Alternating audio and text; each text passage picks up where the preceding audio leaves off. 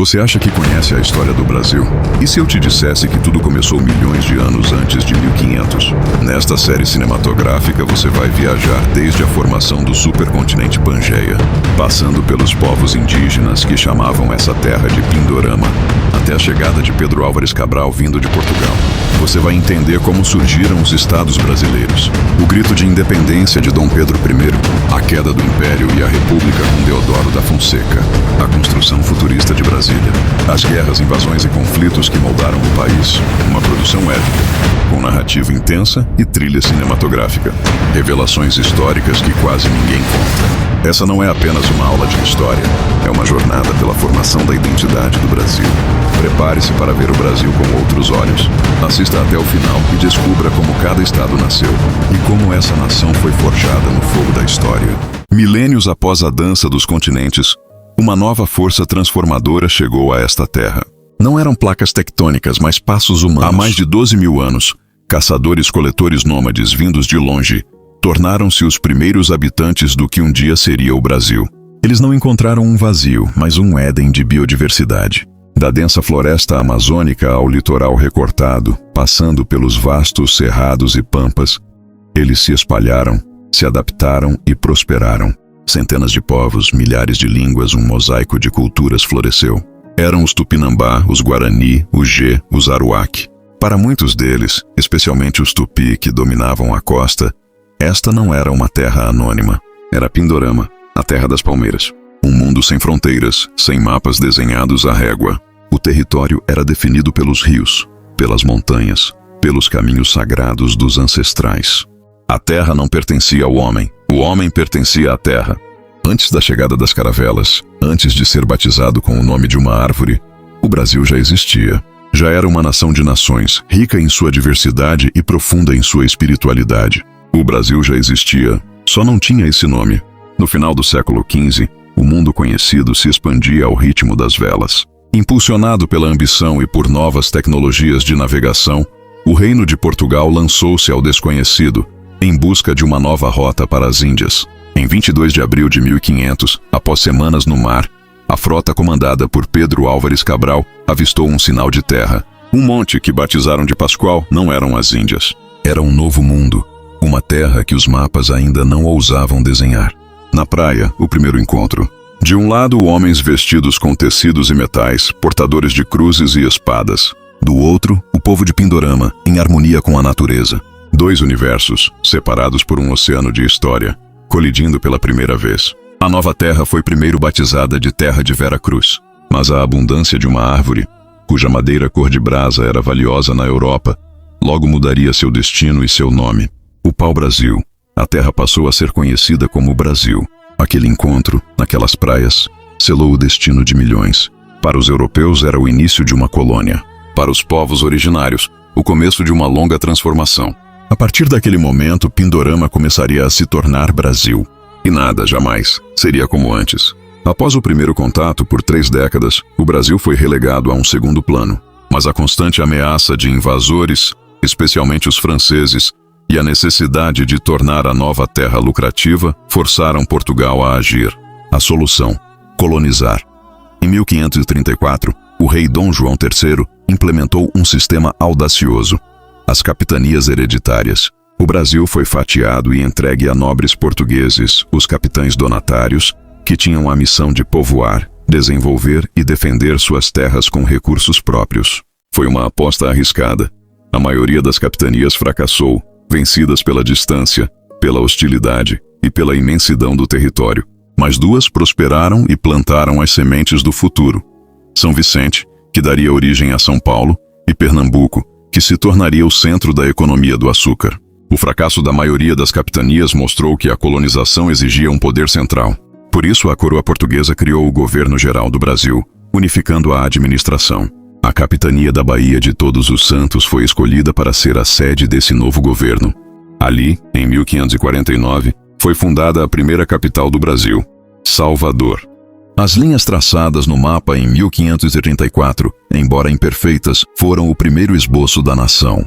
Elas definiram os primeiros núcleos de ocupação e deram início à lenta e difícil jornada de transformar uma colônia em um país. Com a terra dividida e o poder centralizado, a colônia precisava de um motor econômico. Portugal encontrou-o em um caule doce que na Europa era tão cobiçado que foi apelidado de ouro branco. No Brasil, era a cana-de-açúcar. O clima tropicale, o solo massapê do Nordeste, especialmente em Pernambuco e na Bahia, eram o cenário perfeito. No coração desta nova economia estava o engenho. Uma complexa maquinaria de moagem, fervura e purificação que transformava a cana na riqueza que atravessaria o oceano.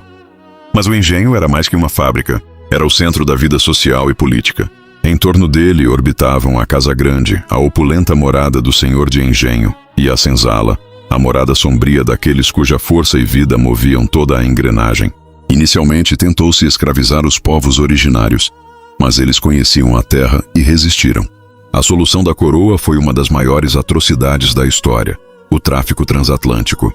Milhões de homens, mulheres e crianças africanas foram sequestrados e trazidos à força para o Brasil.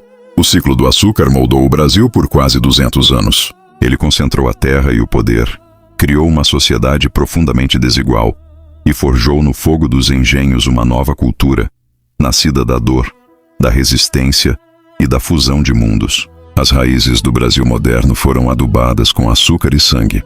Enquanto a economia do açúcar florescia no litoral, um outro Brasil, mais rústico e isolado, tomava forma no interior. No Planalto, a vila de São Paulo de Piratininga era um bolsão de pobreza. Para seus homens, a fortuna não estava no mar, mas no sertão desconhecido.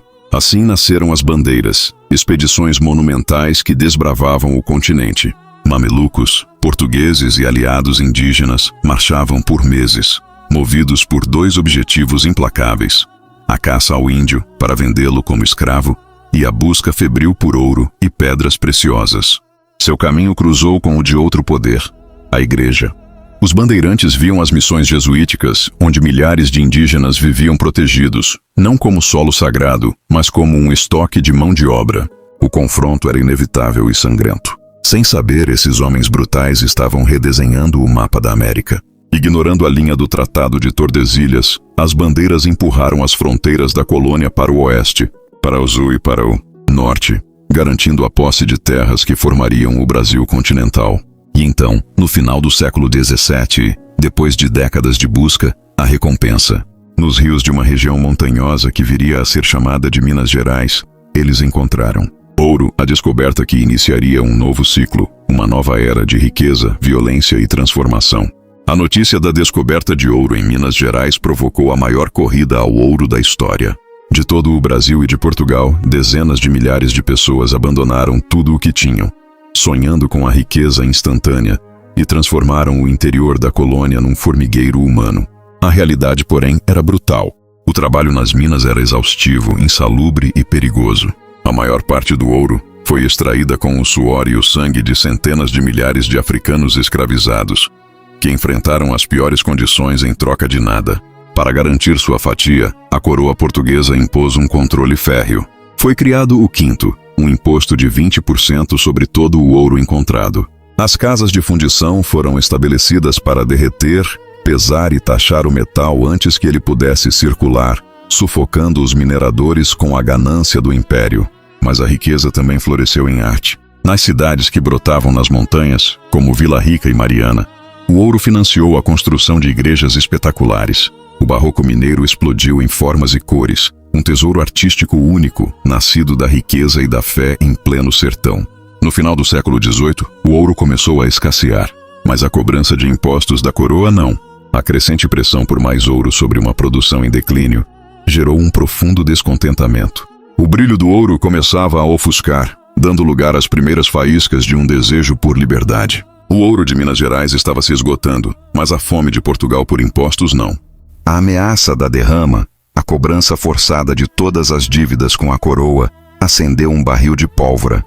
Pelas ruas de Vila Rica, sopravam os ventos da Revolução, inspirados pelo Iluminismo e pela independência dos Estados Unidos. Eles sonhavam com um Brasil livre, uma república independente de Portugal. Entre eles estava Joaquim José da Silva Xavier, um alferes de baixa patente com o apelido de Tiradentes, o mais fervoroso propagandista do movimento. O plano era proclamar a república no dia da derrama, Mas a liberdade foi traída antes mesmo de nascer. Um dos conspiradores, Joaquim Silvério dos Reis, delatou seus companheiros em troca do perdão de suas próprias dívidas com a coroa. A conspiração foi desmantelada, os líderes foram presos e, em sua maioria, exilados. Mas para dar um exemplo a toda a colônia, a coroa precisava de um bode expiatório. Tiradentes, o de menor posição social, assumiu toda a responsabilidade e foi condenado à morte. Embora esmagada, a Inconfidência Mineira não morreu. A coragem de Tiradentes o transformou em mártir e, no primeiro grande herói da luta pela independência, a semente da liberdade regada com seu sangue, um dia iria germinar por todo o Brasil. Em 1755, um terremoto devastou Lisboa. Das ruínas emergiu um homem, o Marquês de Pombal. Com a bênção do rei Dom José I, ele iniciou uma era de reformas drásticas para modernizar Portugal e seu império, e o Brasil estava no centro de sua visão. A administração colonial, fragmentada e ineficiente, foi o primeiro alvo. Pombal extinguiu as últimas capitanias hereditárias, unificando o território sob o controle direto da coroa. Em 1763, ele transferiu a capital de Salvador para o Rio de Janeiro, aproximando o poder do coração econômico da colônia, as minas de ouro. Seu ato mais audacioso foi a expulsão da Companhia de Jesus. Pombal via os jesuítas como um poder paralelo que desafiava a coroa. Em 1759, os padres foram presos, suas vastas propriedades confiscadas, e eles foram expulsos do Brasil, um golpe que centralizou a educação e o poder nas mãos do Estado. Para fortalecer a economia, Pombal criou companhias de comércio monopolistas para controlar e impulsionar o comércio. Ele incentivou a produção de algodão e arroz e declarou a liberdade dos indígenas, embora a escravidão africana continuasse a ser o pilar da economia. A era pombalina deixou um legado ambíguo. Por um lado, um Brasil mais unificado administrativamente e economicamente integrado a Portugal. Por outro, o aumento do controle metropolitano alimentou o descontentamento da elite colonial. Pombal forjou um império mais forte, mas também afiou as facas que um dia o cortariam. No início do século XIX, a Europa tremia sob as botas de Napoleão. Ele exigiu que Portugal, o mais antigo aliado da Inglaterra, fechasse seus portos aos britânicos. Pressionado entre a espada francesa e a potência naval inglesa, o príncipe regente, Dom João, enfrentava uma escolha impossível. A resposta de Dom João foi uma das manobras mais audaciosas da história. Em vez de se render ou lutar, ele decidiu transferir toda a corte e a sede do Império Português para sua mais rica colônia, o Brasil. Em novembro de 1807, uma frota com cerca de 15.000 pessoas fugiu, literalmente, um dia antes de Napoleão invadir Lisboa. Após uma travessia tumultuada, a corte chegou primeiro a Salvador. E ali mesmo, Dom João tomou sua primeira e mais revolucionária medida: decretou a abertura dos portos às nações amigas. Em uma única canetada, ele quebrou 300 anos de monopólio comercial. O pacto colonial estava morto. Pouco depois, a corte se instalou no Rio de Janeiro. A cidade foi virada de cabeça para baixo para abrigar um império. De uma hora para outra, a colônia se tornava a sede do poder, forçando uma modernização abrupta e caótica. A chegada da corte acelerou o Brasil de forma irreversível. Foram criados o primeiro banco, a imprensa, teatros, bibliotecas. A colônia provou o gosto de ser o centro das decisões. Mesmo após a queda de Napoleão, nada seria como antes. A independência não era mais uma questão de se, mas de quando. Após a queda de Napoleão, as cortes em Lisboa exigiram o retorno de Dom João VI. Ele partiu deixando seu filho Pedro como príncipe regente. Mas a elite portuguesa não estava satisfeita. Queriam que o Brasil voltasse a ser apenas uma colônia. E para isso, ordenaram que Pedro também retornasse à Europa. A elite brasileira, temendo perder a autonomia conquistada, uniu-se em torno do príncipe. Em 9 de janeiro de 1822, responderam à Ordem de Portugal com uma declaração ousada. E Pedro, sentindo o pulso da sua nova terra, declarou: "Se é para o bem de todos e felicidade geral da nação, digam ao povo que fico." A tensão com Portugal escalou. Enquanto Pedro viajava, novas ordens chegaram de Lisboa, anulando seus poderes. A princesa Leopoldina, como regente, convocou o conselho. Aconselhada por José Bonifácio, ela não hesitou. Assinou a Declaração de Independência e enviou mensageiros urgentes para seu marido. Em 7 de setembro de 1822, as notícias chegaram a Dom Pedro. As cartas de Leopoldina e Bonifácio não deixavam dúvidas. A hora de romper os laços havia chegado. Não havia mais caminho de volta. Ali mesmo, ele ergueu sua espada e deu o grito que ecoaria para sempre na história: independência ou morte. O Brasil não era mais colônia. Nascia um novo império nas Américas, um país continental, forjado pela ousadia de um príncipe e pela vontade de seu povo. O grito do Ipiranga não tornou o Brasil independente da noite para o dia. Em províncias como Bahia, Pará e Maranhão, a lealdade a Portugal provocou uma violenta guerra civil. A nação precisava de leis, mas o choque entre os liberais e o autoritarismo do imperador foi inevitável. Irritado com a oposição, Dom Pedro I dissolveu a Assembleia e, em 1824, impôs sua própria Constituição, criando o poder moderador, que lhe dava controle quase absoluto sobre o país. A Mão de Ferro gerou revolta.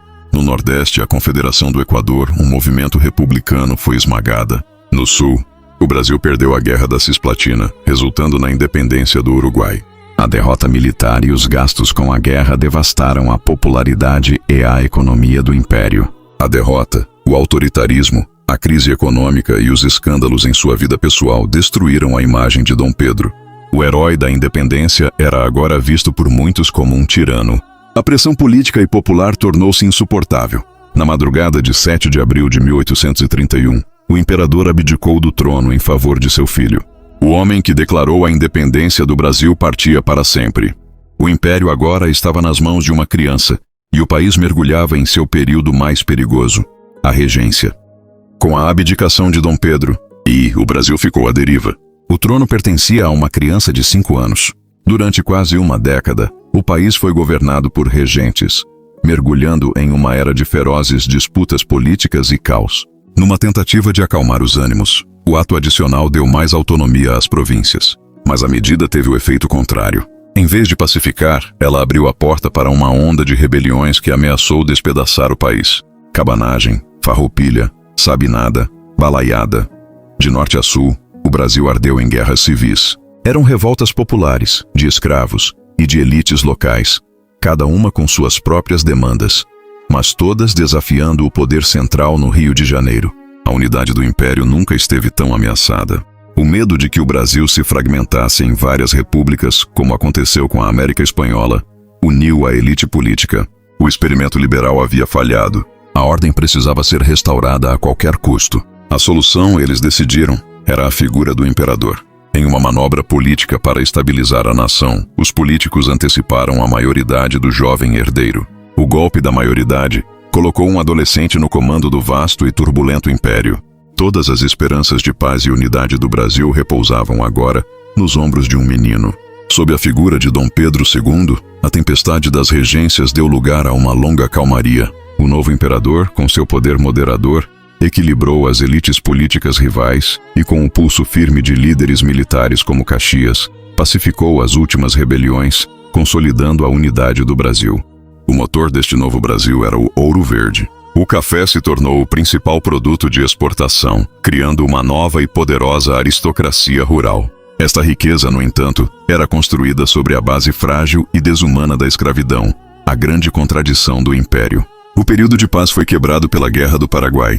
O conflito longo e sangrento testou os limites do Império.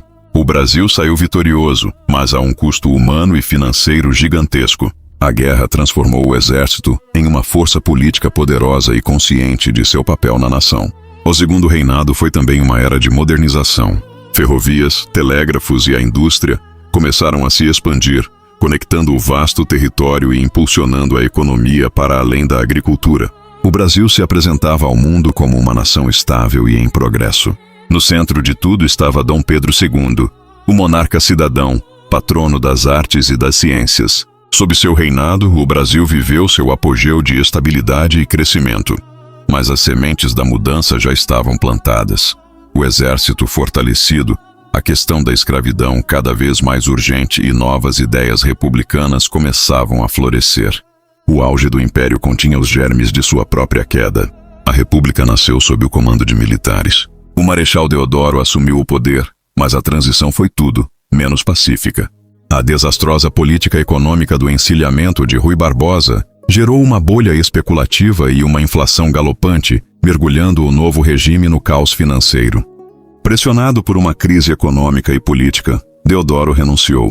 Seu sucessor, Floriano Peixoto, o Marechal de Ferro, não demonstrou a mesma hesitação. Para ele, a República seria consolidada a qualquer preço, esmagando toda e qualquer oposição que se levantasse contra seu governo. A Marinha, insatisfeita com o governo, rebelou-se novamente. A segunda revolta da Armada transformou a capital do Brasil em um campo de batalha, com navios bombardeando o Rio de Janeiro. Mas Floriano não cedeu. Organizou uma resistência implacável, determinado a derrotar os almirantes rebeldes. Ao mesmo tempo, no sul, explodia a Revolução Federalista, uma das guerras civis mais sangrentas da história do Brasil. Floriano interveio, apoiando um dos lados e garantindo que a revolta não ameaçasse a unidade da República. O país estava em chamas. Floriano esmagou as revoltas. A República sobreviveu à sua infância turbulenta, mas o preço foi altíssimo.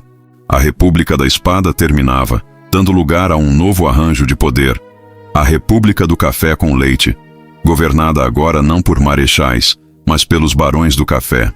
Com o fim do governo dos militares, o poder passou para as mãos das oligarquias agrárias. Um pacto conhecido como Política do Café com Leite garantia a alternância na presidência entre as elites de São Paulo e Minas Gerais, que controlavam a máquina política do país. Essa estabilidade era mantida pela política dos governadores e, na base, pelo coronelismo.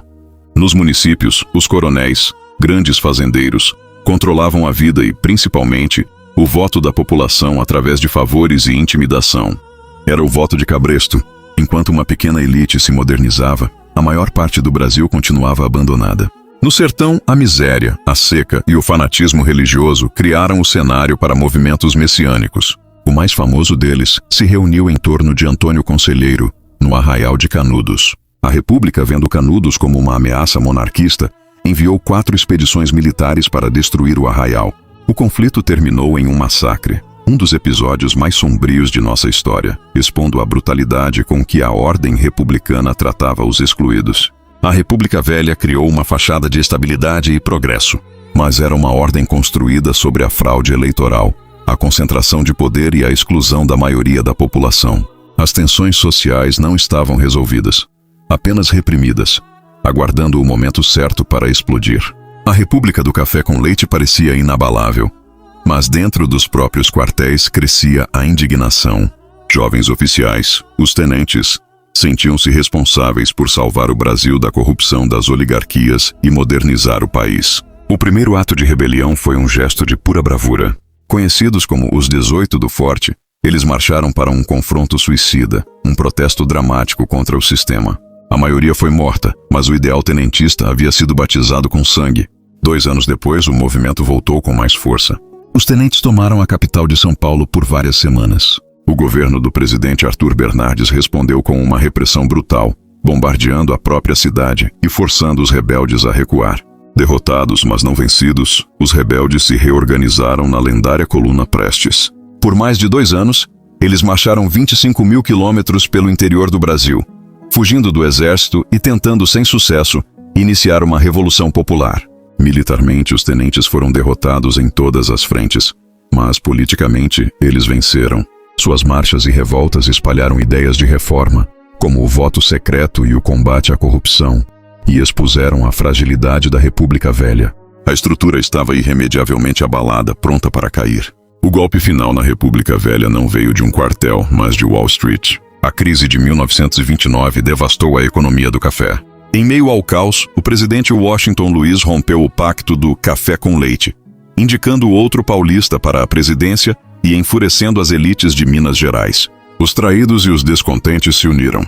Nasceu a Aliança Liberal, uma frente ampla contra a oligarquia paulista. O líder escolhido para encabeçar a chapa foi o astuto governador do Rio Grande do Sul, Getúlio Vargas. A eleição foi um jogo de cartas marcadas, como de costume. O candidato oficial venceu. A Aliança Liberal protestou, denunciou a fraude, mas parecia que, mais uma vez, o sistema havia se perpetuado. A revolução parecia ter morrido antes de começar, mas um tiro em Recife mudou o curso da história. João Pessoa foi assassinado. Embora o crime tivesse motivações pessoais, foi a faísca que a Aliança Liberal precisava. A culpa política caiu sobre o governo e a indignação varreu o país. O tempo das palavras acabou. A revolução estava nas ruas. De trem e a cavalo, tropas marcharam para depor o governo. Antes que uma guerra civil tomasse o país, os militares no Rio de Janeiro entregaram o poder a Getúlio Vargas. A República Velha estava morta. Uma nova e longa era começava, a Era Vargas. Getúlio chegou ao poder como chefe de um governo provisório. Ele governou por decreto, centralizando o poder, dissolvendo o legislativo e nomeando interventores para os estados. A velha república oligárquica dava lugar a um poder central forte, personificado em Vargas. Mas São Paulo, a potência derrotada em 1930, exigia uma nova Constituição. Em 1932, o Estado pegou em armas na Revolução Constitucionalista. Após meses de guerra civil, os paulistas foram derrotados militarmente, mas vitoriosos politicamente. Vargas foi forçado a convocar uma Assembleia Constituinte. A Constituição de 1934 foi moderna, mas a democracia nasceu polarizada. À direita, a Ação Integralista Brasileira, inspirada no fascismo. À esquerda, a Aliança Nacional Libertadora, de orientação comunista. O Brasil se tornava um campo de batalha ideológico. Em 1935, os comunistas tentaram tomar o poder na chamada Intentona Comunista. A revolta foi um fracasso total, esmagada em poucos dias. Mas deu a Vargas o pretexto perfeito: o perigo vermelho. O governo decretou estado de sítio e iniciou uma onda de prisões. A cartada final foi um golpe de mestre. Usando um plano comunista forjado para criar pânico, Vargas anunciou que a democracia era uma ameaça. Deu um golpe em si mesmo, fechou o Congresso e outorgou uma nova Constituição autoritária. Terminava a curta experiência democrática. Começava a ditadura do Estado Novo. Sob o Estado Novo, o Brasil viveu uma ditadura. A propaganda, controlada pelo DIP, construía a imagem de Getúlio como o pai dos pobres. Por trás dos sorrisos nos cartazes, havia censura, perseguição a opositores e um poder centralizado e implacável. O regime também modernizou o país. Vargas criou a Consolidação das Leis do Trabalho, a CLT, garantindo direitos como férias e salário mínimo. Ao mesmo tempo, atrelou os sindicatos ao Estado, controlando o movimento operário enquanto lhe concedia benefícios. A Segunda Guerra Mundial colocou a ditadura de Vargas em uma posição contraditória. Após ter navios afundados pela Alemanha, o Brasil entrou na guerra ao lado dos aliados, contra as ditaduras do eixo. A cobra fumou quando nossos pracinhas foram lutar pela democracia na Europa. Como justificar uma ditadura interna enquanto se lutava pela liberdade no exterior? A vitória aliada selou o destino do Estado Novo. A pressão pela redemocratização cresceu, vinda da sociedade civil e das próprias forças armadas. O mesmo exército que o levou ao poder, agora o depunha. Em outubro de 1945, os militares forçaram a renúncia de Vargas, pondo fim a 15 anos de governo. A longa era Vargas terminava, e o Brasil se preparava para uma nova e turbulenta experiência democrática. O Estado Novo morrera, e o Brasil voltava a ser uma democracia.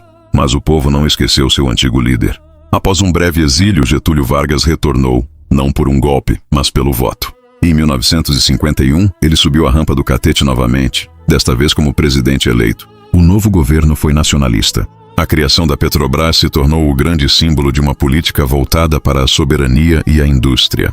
Mas o apelo popular de Vargas e suas ações enfureceram seus velhos inimigos.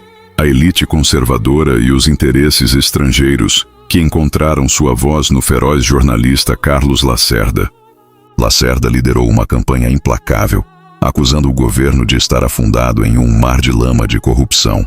A crise política se aprofundava a cada dia, com a imprensa e os militares cercando o presidente, criando um clima de conspiração e instabilidade. A crise virou tragédia em agosto de 1954. Um atentado contra Lacerda falhou, mas matou o Major Rubens Vaz. A investigação revelou que o crime partiu da guarda pessoal de Getúlio. A República parou. Os militares exigiram a renúncia do presidente. Encurralado, Getúlio Vargas fez sua jogada final. Na madrugada de 24 de agosto, em vez de renunciar, ele deu um tiro no próprio coração. Sua carta-testamento transformou o político em mártir. O homem saía da vida para entrar na história, e sua morte adiou o golpe que seus inimigos planejavam, mudando mais uma vez o destino do Brasil. A morte de Vargas mergulhou o Brasil em uma crise profunda. A oposição, liderada pelo incansável Carlos Lacerda, conspirava abertamente para impedir que os herdeiros do varguismo chegassem ao poder. A democracia, reconquistada a tanto custo, parecia prestes a ruir. Foi nesse clima de incerteza que um candidato prometeu o futuro. Com um discurso de otimismo e desenvolvimentismo, o ex-governador de Minas Gerais, Juscelino Kubitschek, venceu as eleições de 1955, prometendo fazer o Brasil avançar 50 anos em 5. A vitória nas urnas não foi o bastante. Um golpe estava em curso para impedir a posse de Joacá. Coube ao ministro da Guerra, o general Henrique Lott, agir. Em um contragolpe preventivo, ele usou a força do exército para garantir a legalidade e a Constituição. A democracia estava salva. Empossado, JK pôs seu plano em prática.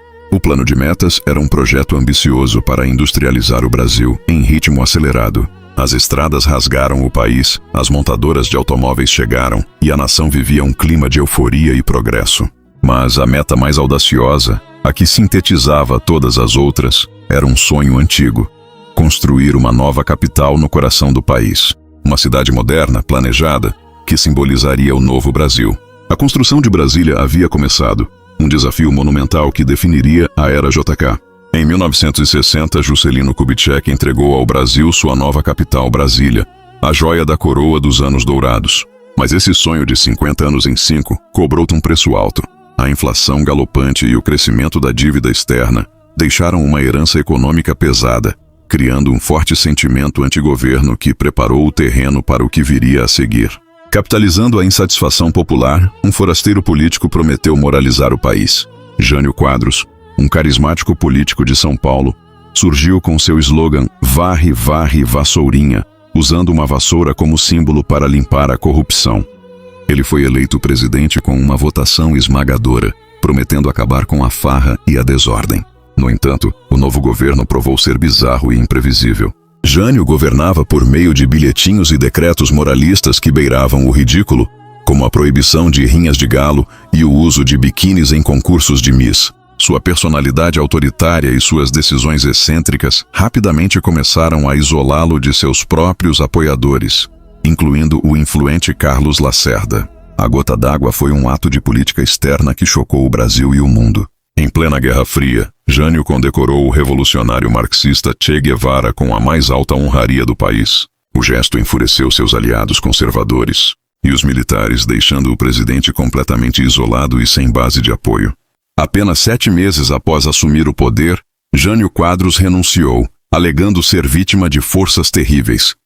Sua saída abrupta não foi um ato de fraqueza, mas uma aposta arriscada. Ele esperava que o povo, em clamor popular, exigisse seu retorno com poderes ampliados. Mas o povo não veio, e o Brasil foi jogado em sua mais grave crise institucional, pois seu vice era o herdeiro político de Vargas, João Goulart.